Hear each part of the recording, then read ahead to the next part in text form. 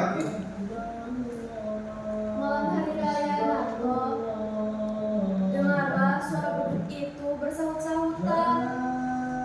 Pada malam hari raya seperti inilah, ayahku pergi dengan tidak meninggalkan sepatah kata pun. Ayah, Keesokan hari raya, selesai sholat, ampuni dosanya. kenapa masih ingat lagi masa yang lampau itu? Mengingat orang yang sudah tidak ingat lagi kepada kita. Ibu berpikir bahwa ia masih ingat kepada kita. Mintarsih kemana, Bu? Mengantar jahitan Narto. Mintarsih masih juga mengambil upah jahitan, Bu. Bukankah seharusnya ia tidak usah lagi banting pulang sekarang? Biarlah Narto, karena kalau ia sudah kawin nanti, kepandaiannya itu tidak akan sia-sia. Sebenarnya ibumu mengatakan kalau penghasilanku tidak cukup untuk makan kita sekeluarga, kan, Bu? Bagaimana dengan lamaran itu, Bu? Mintarsih nampaknya belum mau bersuami Narto. Tapi pihak keluarga dari anak laki-laki itu terus saja mendesak ibu, Nak. Apa salahnya, Bu? Mereka kan uangnya banyak. Hah? Uang Narto? Maaf, Bu, bukan maksud aku ingin menjual adik sendiri. Aku udah di mata duitan sekarang. Mungkin karena hidup yang penuh penderitaan ini. Ayahmu seorang hartawan yang mempunyai tanah dan kekayaan yang sangat banyak. Mewah di waktu kami kawin dulu, tetapi kemudian bagaikan pohon yang ditiup angin kencang. Buahnya gugur karena uang Narto. Tidak Narto, tidak. Aku tidak mau terkena dua kali.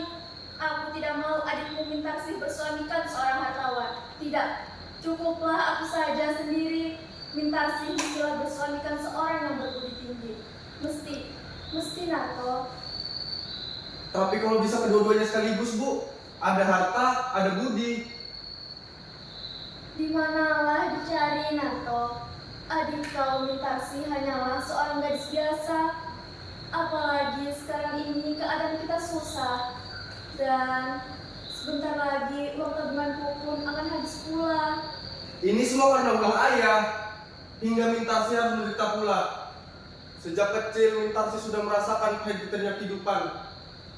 Tapi kita harus bisa mengatasi ini, Bu. Harus. Ini kewajibanku sebagai abangnya. Aku harus lebih keras lagi dalam berusaha. Kalau saja aku punya uang 1 juta. Kalau Buat perkawinan Mintarsih, 500 ribu rupiah saja sudah cukup, Narto. Setelah Mintarsih nanti, tibalah giliranmu, Narto. aku kawin, Bu. Belum bisa aku mikirkan kawin sekarang, Bu. Sebelum saudara-saudaraku senang dan ibu ikut mengecap kebahagiaan atas jerih payahku nanti.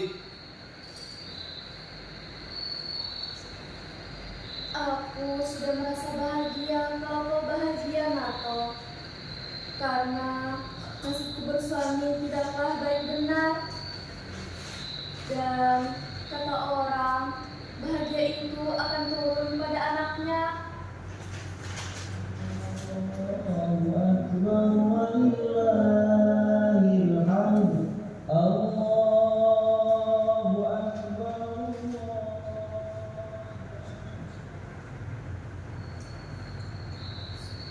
Waktu ayahmu pergi pada malam hari raya seperti ini,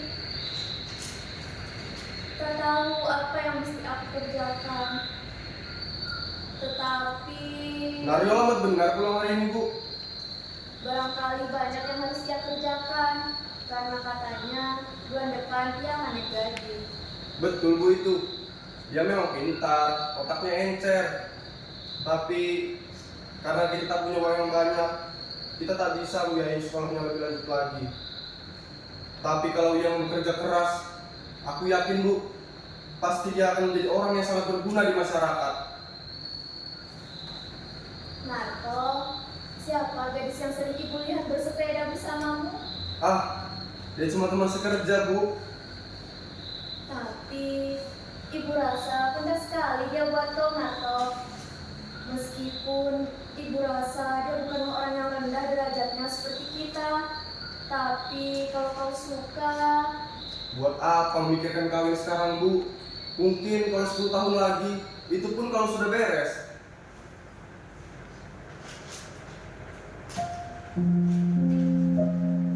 waktu ayahmu pergi pada malam hari raya seperti ini,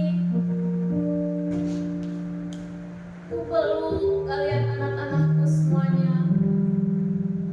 Hilang akalku. Sudahlah, Bu. Buat apa mengulang cerita lama itu lagi? Assalamualaikum. Waalaikumsalam. Lama menunggu, Bu. Bang, Agak lambat hari ini, Yok. Gimana kau berbuka puasa tadi? kerja lembur, Bu. Aku berbuka puasa bersama teman di kantor. Tapi biarlah buat perkawinan kita nanti. Mana dia, Bu? Menggambarkan jahitan. Bang, ada kabar aneh nih. Tadi pagi aku bertemu dengan seorang tua yang serupa benar dengan ayah. Oh, begitu. Waktu Pak Tirto berbelanja di sentral, tiba-tiba ia berhadapan dengan seorang tua, kira-kira berumur 60 tahun. Dia kaget juga.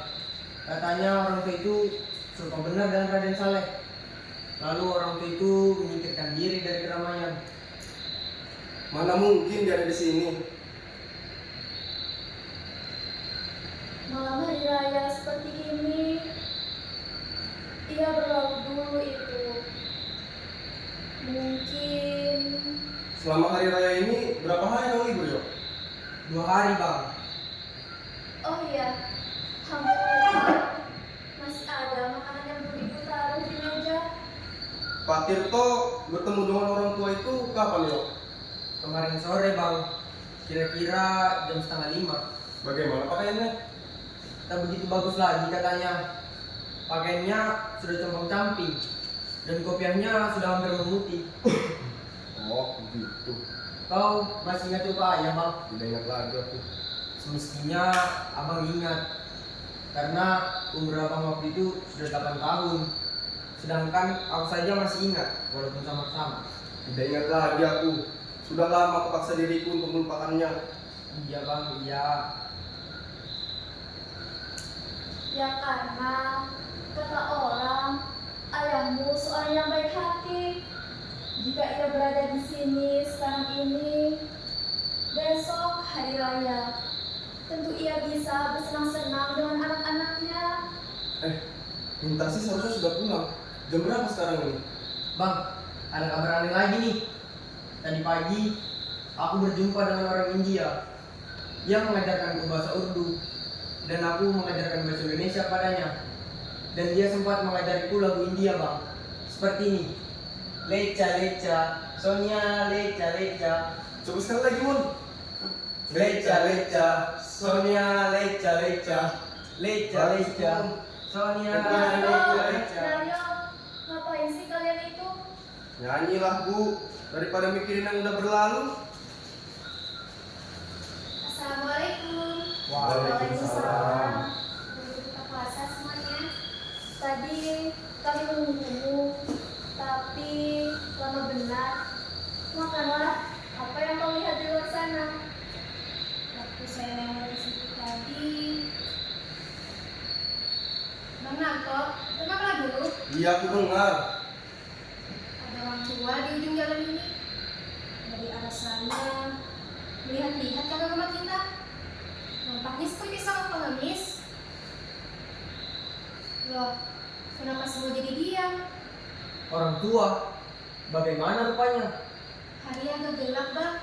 Jadi tidak begitu jelas kelihatannya. Tapi orangnya agak pendek, bajunya compang-camping, dan kopiahnya tidak hampir memutih, Bang. Coba aku lihat.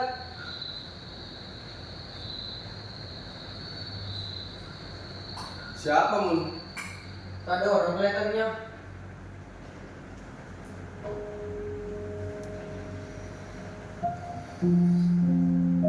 Malam hari raya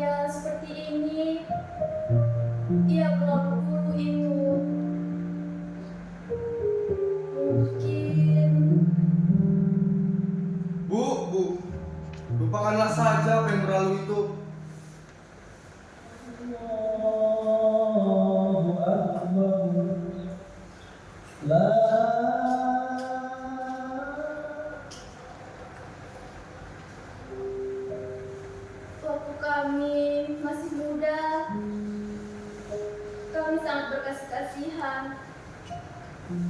Sejelek-jeleknya ayahmu, banyak juga kenangan yang tak dapat ibu lupakan. Nah, mungkinkah ia kembali juga?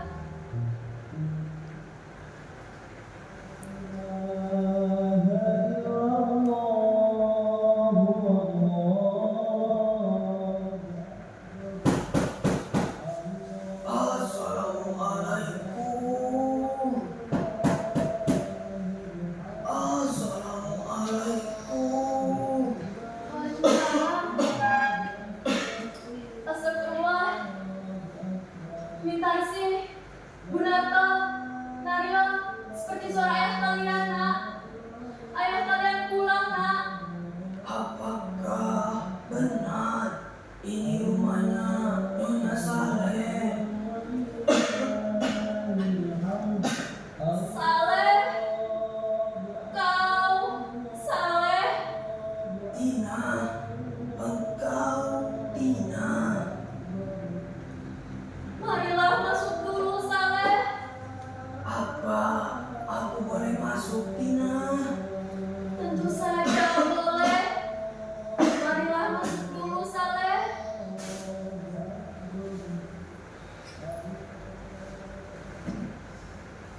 Mari, Ayah.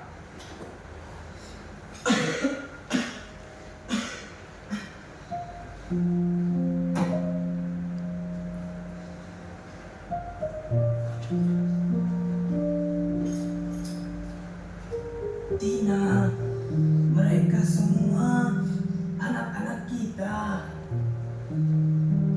Ya, memang mereka adalah anak kita semua.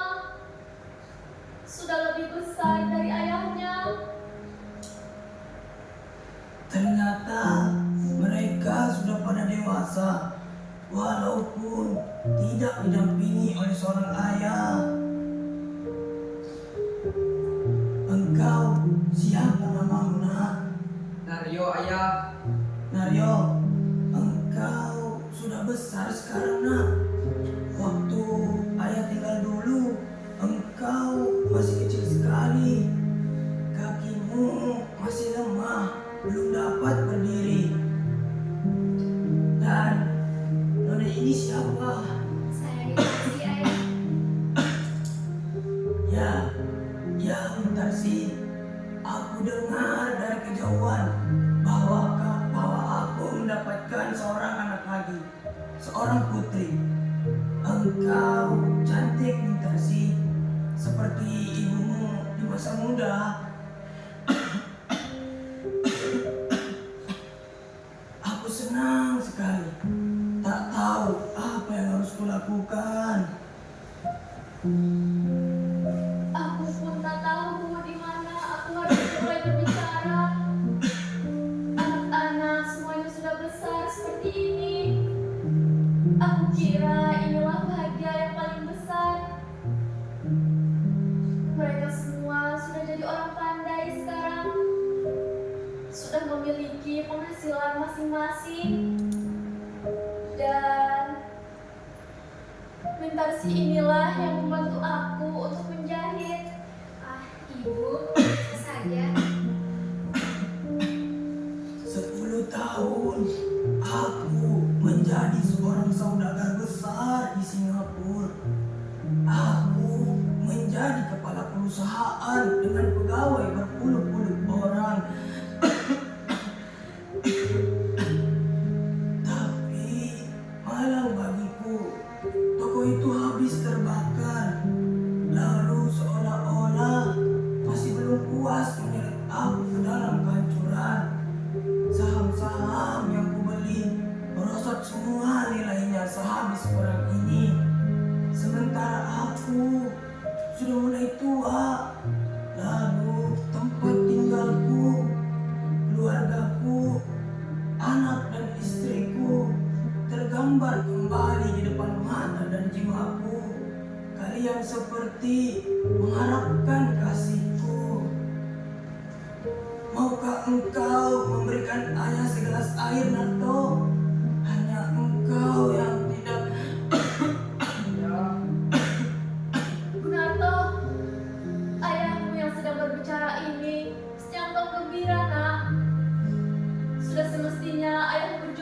kembali dengan anak-anaknya yang telah sekian lama tidak bertemu.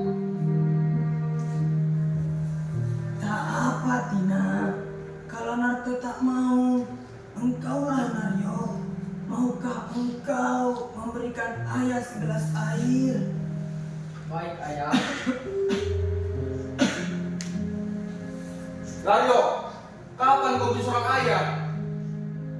Gunarto, Kami tidak menjadi seorang ayah, Bu. Kapan kami punya seorang ayah? Gunarto, apa katamu itu nak? Kami tidak menjadi seorang ayah, kataku. Kalau kami punya seorang ayah, untuk apa hidup kita melarat selama ini? Jadi budak orang. Kami besar dalam keadaan sengsara, Bu. Rasa gembira di dalam hati sedikit pun tidak ada. Dan kau, Naryo, lupakan kau waktu menangis di sekolah rendah dulu. Karena kau tidak bisa membeli kelereng seperti kawan-kawanmu yang lain. Dan kau pergi sekolah dengan pakaian yang sudah robek dan tambalan sana sini. Itu semua terjadi karena kita tidak mempunyai seorang ayah. Kalau kita mempunyai seorang ayah, mengapa hidup kita melarat selama ini? Tapi bang, ibu saja sudah memaafkannya. Kenapa kita tidak? Ibu seorang perempuan. Waktu aku kecil dulu, aku pernah menangis di pangkuan ibu karena lapar, dingin, dan penyakit. Dan ibu selalu berkata, ini semua karena ulah ayahmu yang harus disalahkan. Aku jadi budak orang, dan ibu mencuci pakaian kotor orang lain. Waktu aku berumur 18 tahun, tak lain yang terbayang dalam pikiranku hanyalah sosok seorang ayah yang telah sesat. Dia pergi dengan perempuan lain, lupa yang pada anak dan istrinya. Juga lupa yang pada kewajibannya karena hawa nafsunya telah membawanya ke dalam pintu neraka. Hutang yang ditinggalkannya bertumpuk-tumpuk, sampai-sampai buku tabunganku yang disimpan oleh ibu ikut juga dibawa oleh ayah yang hendak itu. Ya, masa kecil kami sungguh-sungguh sangat tersiksa. Maka jika memang kami punya seorang ayah, maka ayah itulah musuhku yang sebesar-besarnya. Gunarto! Lihat ayah, sudah seperti ini sekarang. Ia sudah tua bang Narto. Naryo, sering benar mengucapkan kalimat ayah pada orang yang berarti ini. Ya karena ada seorang tua yang masuk ke dalam rumah kita dan dia mengatakan kalau ia ayah kita. Lalu kau sebut pula ia adalah ayah kita. Padahal dia tidak kenal, sama sekali tidak, Naryo. Coba kau perhatikan. Apa kau bisa benar-benar merasakan kalau kau sedang berdebat langsung dengan seorang ayahmu? Tapi bang, kita adalah darah dagingnya. Bagaimanapun buruknya kelakuan ayah, kita tetap anaknya yang harus merawatnya. Jadi maksudmu ini adalah kewajiban kita? Setelah ia melepaskan hawa nafsunya di mana-mana, lalu sekarang dia kembali karena sudah tua dan kita harus memeliharanya. Enak betul. Gunarto, sampai hati benar kau berkata begitu terhadap ayahmu nak. Ayah kandungmu. Ayah kandung? Memang Gunarto yang dulu pernah memiliki ayah kandung, Bu. Tapi dia sudah meninggal dunia 20 tahun yang lalu. Dan Gunarto yang sekarang adalah Gunarto yang dibentuk oleh dirinya sendiri. Aku tidak pernah hutang budi kepada siapapun di atas dunia ini, Bu. Aku merdeka, semerdeka-merdekanya, Bu. Aku memang berdosa dulu itu, dan itulah sebabnya aku kembali pada hari ini, pada hari tuaku, untuk menebus kesalahan dan dosaku. Tapi ternyata sekarang, Ayah, ya benar katamu Narto, aku seorang tua. Dan aku tidak bermaksud untuk mendorong-dorongkan diri agar di mana aku diterima di tempat aku yang tidak dikehendaki.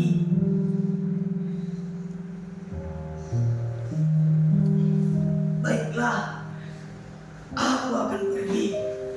Tapi tahukah kau Narto, bagaimana sedih rasa hatiku? Aku yang pernah dihormati orang kaya yang memiliki uang berjuta-juta banyaknya, tapi ternyata sekarang diusir sebagai pengemis oleh anak kandungnya sendiri. Tapi biarlah dalam apapun aku terjerumus ke dalam kesalahan,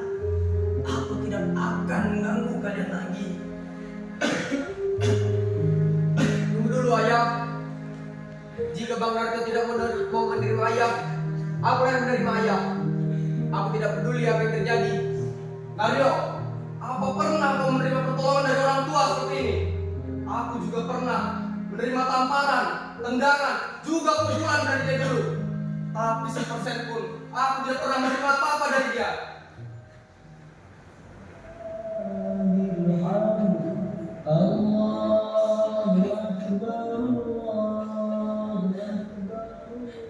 Aku mengerti. Bagiku tidak ada jalan untuk kembali. Jika aku kembali, aku hanya mengganggu kedamaian dan kebahagiaan anakku saja. Biarlah aku pergi. Inilah jalan yang terbaik. Tidak ada jalan untuk kembali. Tunggu dulu ayah. Apa ayah sudah makan? Ayah punya uang. Mana ayah akan pergi sekarang? Tepi jalan atau dalam sungai. Aku hanya seorang pengemis sekarang. Seharusnya memang aku malu untuk masuk ke sini.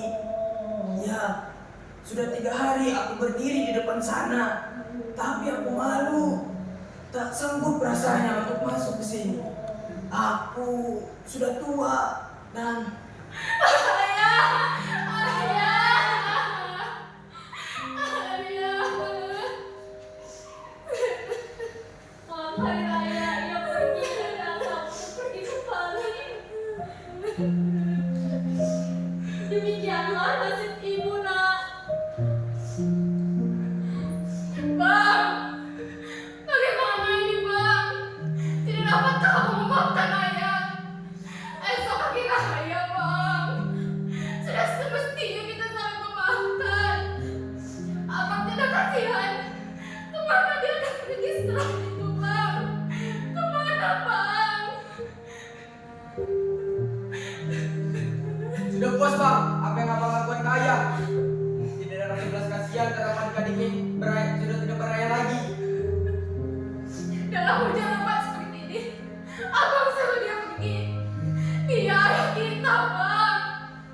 Ayah kandung kita sendiri, Bang.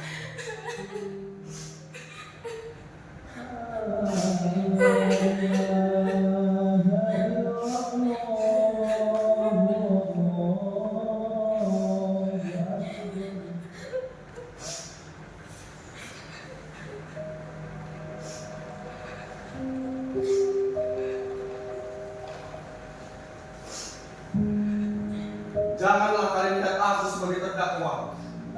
Mengapa kalian menyalahkan aku saja? Aku sudah hilangkan semua rasa ini. Sekarang kalian pilih, dia atau aku. Tidak, aku akan panggil kembali ayahku pulang. Aku tidak peduli apa yang abang mau lakukan. Kalau perlu bang, bunuh saja aku kalau abang mau. Aku panggil ayahku pulang. Ayahku mesti pulang. Naryo, kembali.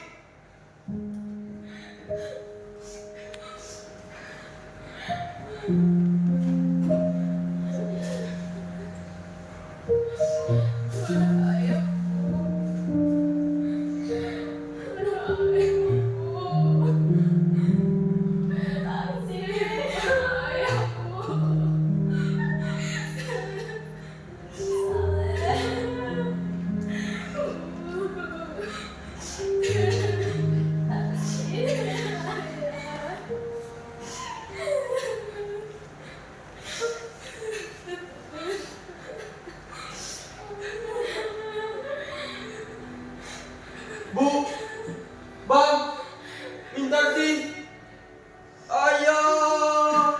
Mana ayah, Bang? Di mana ayah, Naryo? Tidak kulihat, hanya kopiah dan bajunya saja yang kudapati. Naryo, di mana kau dapatkan baju dan kopiah ini? Tepi jalan, dekat jembatan. Lalu ayah, bagaimana dengan ayah? Tidak tahu bang, aku tidak tahu ia berada. Jadi yang masuk ke dalam sungai. Ayah, Saleh. Dia tak tahan menerima penghinaan dariku. Dia yang biasa dihormati orang. Dan dia yang angkuh. Ya, aku seperti diriku sendiri. Ayahku, aku telah membunuh ayahku. Ayahku sendiri. Ayahku